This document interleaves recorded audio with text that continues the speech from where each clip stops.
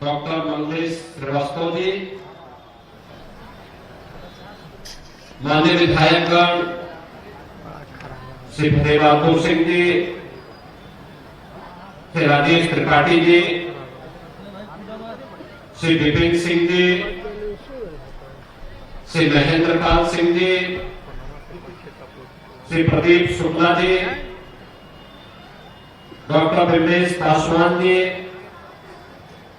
श्री श्रवण Nishad ji, Bharatiya Janata party के क्षेत्रीय अध्यक्ष श्री सहजानंद राय जी, जिलाध्यक्ष श्री विष्णु सिंह जी, महानगर अध्यक्ष श्री राजेश गुप्ता जी, सामूहिक विवाह कार्यक्रम में उपस्थित गोरखपुर के हमारे सभी अभिभावकगण और 1200 वर और वधू के साथ आए थे उनके परिवार के सभी सदस्यगण और उपस्थित बहनों भाइयों, एक साथ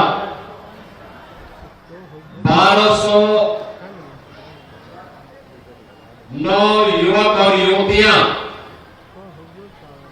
वैवाहिक जीवन के साथ बन करके एक नए जीवन में प्रवेश कर रहे हैं।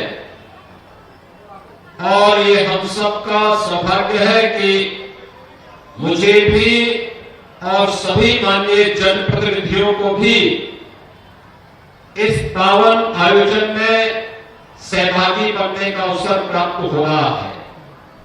मैं इस अवसर पर मुख्यमंत्री सामूहिक विवाह योजना के साथ जुड़ने वाले इन सभी 1209 दंपतियों को, उनके परिवार के सभी सदस्यों को हृदय से बधाई देता हूं। हमारे लिए यह आयोजन इसलिए भी महत्वपूर्ण है कि यह आयोजन एक तो सामाजिक समता का प्रतीक है। 1200 जोड़े हैं, इतना सामूहिक समारोह एक मेला जैसा आयोजन है, उत्सव जैसा आयोजन है, लेकिन कोई बंधन नहीं, न जाति का बंधन है, न क्षेत्र का है, न भाषा का है, किसी भी प्रकार का मत और मजहब का बंधन भी नहीं। हिंदू सनातन धर्म की परंपरा या आर्य समाज की पद्धति के अनुसार वैवाहिक कार्यक्रम में जुड़ रहे हैं। मुस्लिम अपने मजहब के अनुसार उन कार्यक्रमों के साथ जुड़ रहे हैं।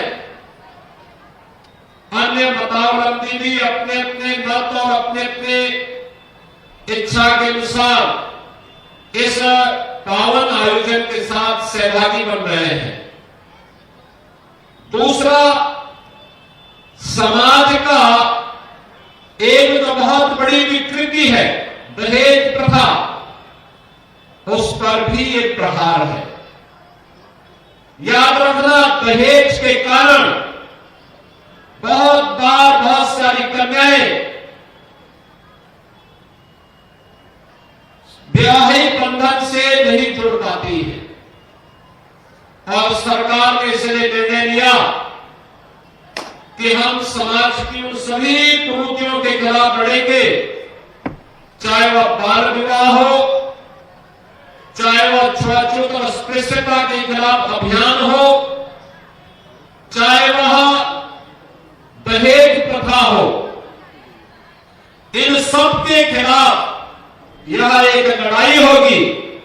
और मुझे बताते हुए प्रसन्नता है कि हम लोगों ने इस सत्र के पहले तक 3,84,000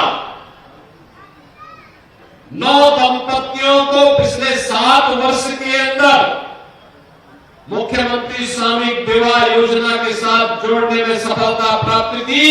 और जब ये सत्र संपन्न होगा तो मान करके चलिए कि यह संख्या 4 लाख की संख्या पूरी कर चुकी है। 4 लाख 9 दंपति वैवाहिक बंधन के कार्यक्रम के साथ जुड़ चुके होंगे। यानी मान करके चलिए कि 4 लाख विवाह ऐसे हैं जिन्होंने दहेज नहीं लिया है, दहेज नहीं दिया है, बल्कि समाज के सामने एक आदर्श प्रस्तुत किया है कि नहीं, हम किसी भी सामाजिक उस विकृति के खिलाफ लड़ेंगे जो समाज में किसी भी प्रकार की विसंगति को जन्म देता हो। और मैं धन्यवाद दूंगा और अभिनंदन भी करूंगा इन सभी युवा दंपतियों को जिन्होंने यह साहसिक कदम उठाया कि नहीं, मुख्यमंत्री सामूहिक विवाह की योजना के साथ जुड़ेंगे, उनके मां बाप जुड़े, वे स्वयं जुड़ रहे हैं और आज एक कार्यक्रम यहां पे संपन्न हो रहा है। बहनों और भाइयों, एक तरफ दहेज की कुप्रथा पर प्रहार है और दूसरी तरफ यह भी प्रयास कि एक साथ मिलकर के इस उत्सव का हिस्सा बन जाना। अब याद करिए, अगर आपका विवाह घर में होता तो संभवतः न मैं आ पाता, न यहां के मंच पर बैठे हुए इतने सारे जनप्रतिनिधि ही वहां आ पाते, इतना बड़ा समुदाय भी नहीं आ सकता था। मुझे लगता है कि मंच पर बैठे हुए जनप्रतिनिधि पछता रहे होंगे कि अगर इनका विवाह भी सामूहिक विवाह योजना के साथ जुड़ा होता तो इतनी भारी बारात और इतने भारी सारे लोग इस कार्यक्रम के साथ जुड़े होते तो ये भी फोटो दिखा सकते थे कि देखिए हमारे विवाह में इतने लोग आए। इन लोगों को ये सौभाग्य नहीं मिला, लेकिन आप सब सौभाग्यशाली हैं कि हम लोग इस कार्यक्रम में आपके इस आयोजन के साथ जुड़ रहे हैं, जिसका निमंत्रण स्वयं जिला प्रशासन वितरित कर रहा हो और आपके साथ सहभागी बनने का यह अवसर हमें प्राप्त हो रहा है कि हम लोग इस आयोजन के साथ जुड़ करके समाज के इस पवित्र कार्यक्रम को आगे बढ़ाने में अपना योगदान दे रहे हैं। बहनों और भाइयों, जब अच्छी सरकारें आती हैं ऐसा ही अच्छा कार्य होता है, ऐसा ही अच्छा अभियान चलता है।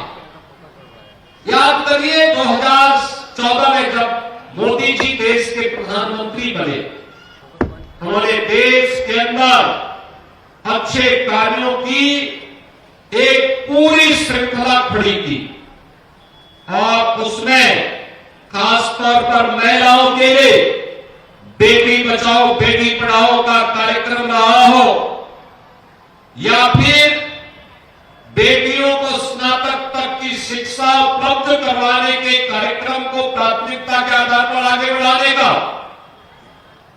चाहे वह हर घर में नारी गौरव के प्रति शौचालय उपलब्ध करवाने का रहा हो या जिन घरों में रसोई गैस के कनेक्शन नहीं थे उन लोगों को उज्ज्वला योजना में रसोई गैस का सिलेंडर उपलब्ध करवाने के कार्यक्रम को,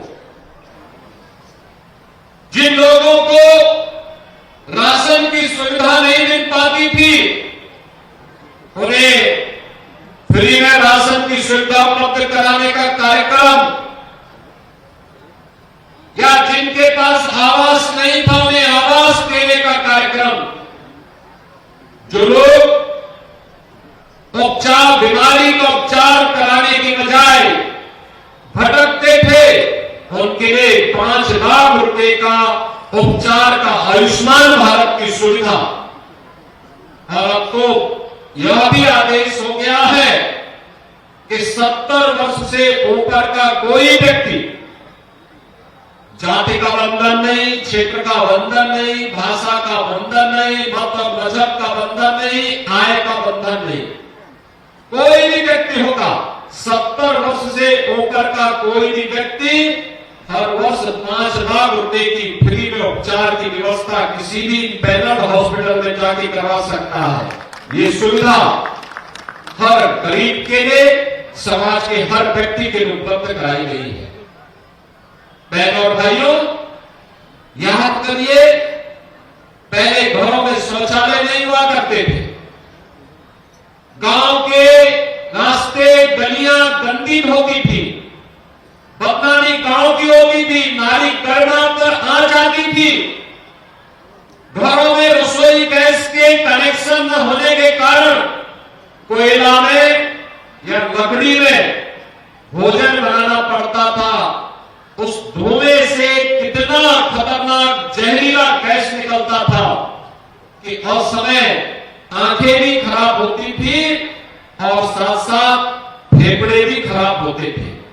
लेकिन आज ग्रीन एंड क्लीन एनर्जी के लिए रसोई गैस का एक सिलेंडर हर घर में है और सरकार ने यह भी तय किया है कि हम दीपावली और होली के अवसर पर एक भरा हुआ सिलेंडर इन परिवारों को उपलब्ध करवाएंगे। भरा हुआ सिलेंडर मिलने से उसका त्योहार और अच्छा हो सकता है। ये सभी कार्यक्रम इसी भाव के साथ आगे बढ़ाने के लिए किए गए हैं।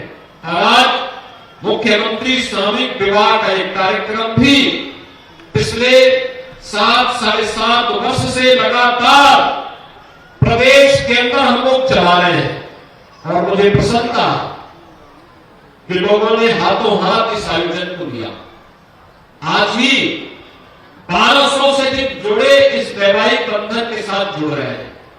याद करिए, जब इसके लिए प्रशासन ने कार्रवाई प्रारंभ की तो आवेदन आए 6,600 से अधिक, 6,600 से अधिक, और उसमें से 1200 को पहले चरण में सेलेक्ट करके आज उनके वैवाहिक बंधन के साथ वे सब जुड़ रहे हैं। मैं उन सबको बधाई देता हूं, उनके परिवार को भी अभिनंदन करता हूं, ढेर सारी बधाई देता हूं। दूसरा, ऐसे कार्यक्रम प्रदेश के हर जनपद में चलाए जा रहे हैं जिससे गरीब बेटी दहेज के कुप्रथा के खिलाफ जो आवाज नहीं उठा रही है, उठा सकती, उसको हम किसी भी प्रकार से दहेज रूपी भेड़ियों से बचा सके और उसके लिए सरकार स्वयं अभिभावक बनकर के परिवार का संबल बन सके। सरकार ने ऐसे अनेक कार्यक्रम प्रारंभ किए हैं। आपने देखा होगा कि श्रमिकों के बच्चों के लिए अटल आवासीय विद्यालय खोले गए हैं। निराश्रित महिलाओं को और वृद्धजनों को, दिव्यांगजनों को, 1 करोड़ परिवारों को 12,000 रुपए सालाना पेंशन की सुविधा उपलब्ध करवा रहे हैं वर्तमान में। कन्या सुमंगला योजना में भी लगभग 20 लाख बेटियों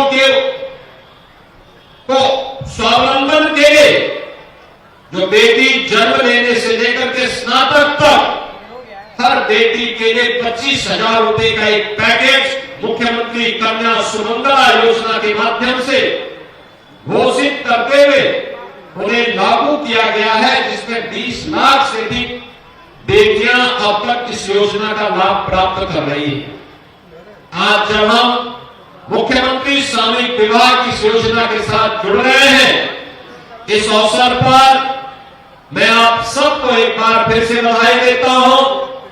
मुझे पूरा विश्वास है कि यह योजना इसी प्रकार से सफलता की नई ऊंचाइयों को प्राप्त करेगी और समाज में कोई बेटी दहेज के भाव के कारण वह अनब्याही न रहे, बल्कि दहेज के खिलाफ सरकार के इस अभियान का हिस्सा बनकर के सामूहिक विवाह के इस आयोजन के माध्यम से सरकार इस कार्यक्रम के साथ जुड़ेगी। इस विश्वास के साथ मैं आप सबको एक बार फिर से एक सुखद जीवन की अपनी कामना करते हुए आप सबके लिए अपनी बधाई देता हूं, मंगल में शुभकामनाएं देता हूं।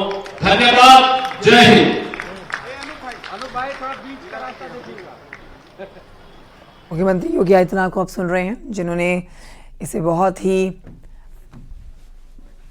शुभ मुहूर्त और शुभ दिन के साथ 1200 जोड़ों का विवाह संपन्न होने के लिए शुभकामनाएं दी हैं।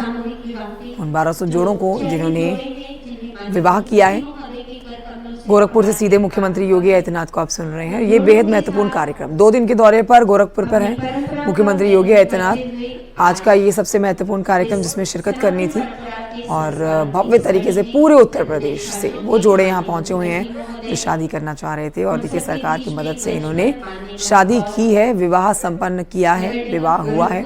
इन्हें खुद मुख्यमंत्री आशीर्वाद देने के लिए पहुंचे हैं। 1200 जोड़े जिनको आशीर्वाद मुख्यमंत्री योगी आदित्यनाथ ने दिया है। माननीय विधायक बांसगांव, माननीय विधायक चिल्लूपार, मंच पर माननीय महानगर अध्यक्ष